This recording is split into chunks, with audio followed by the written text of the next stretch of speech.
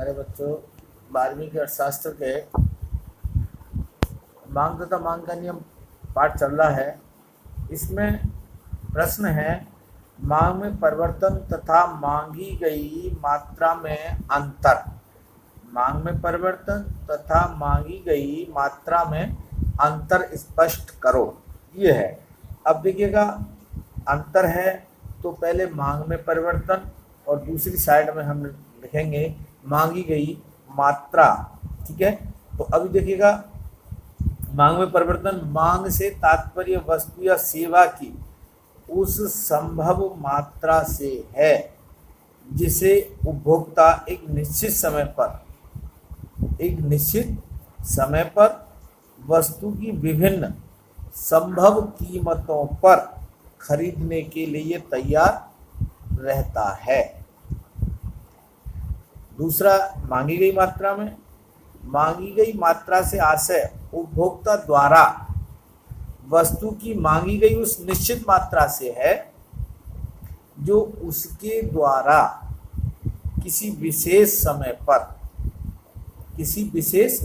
समय पर विशेष कीमत या मूल्य पर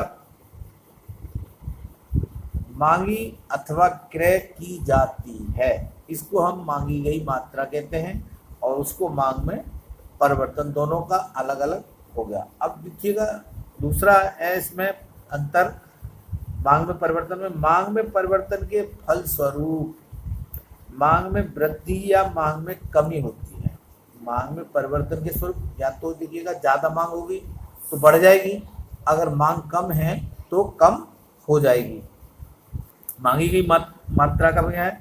मांगी गई मात्रा में परिवर्तन फलस्वरूप मांग का विस्तार या मांग का संकुचन होता है। या तो कम मांगी जाएगी तो उसका संकुचन होगा, और अगर ज़्यादा मांगी गई है तो उसका विस्तार हो जाएगा।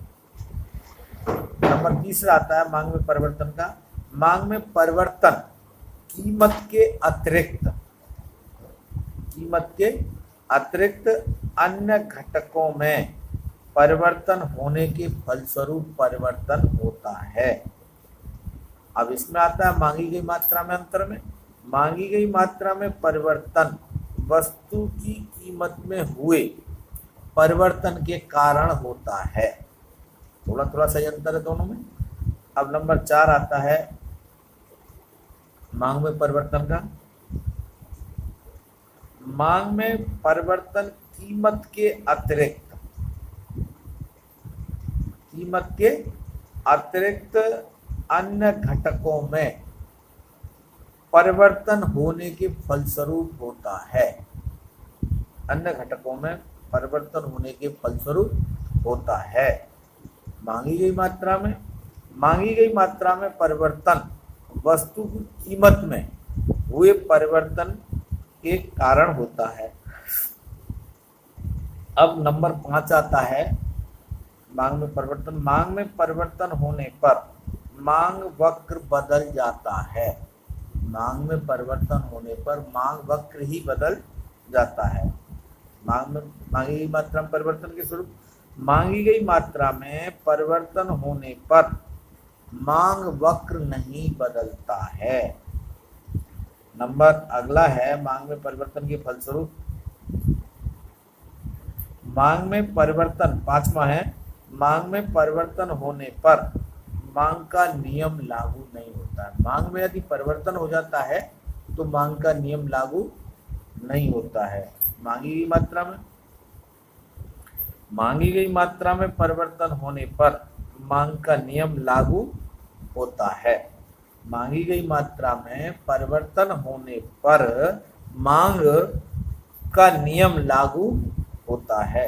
इस प्रकार से ये आपका जो अंतर है दोनों में, मांग में परिवर्तन और मांगी गई मात्रा में जो अंतर है, इस प्रकार से ये हो जाता है। इसको आप देख लें, बाकी आगे बताएंगे। धन्यवाद।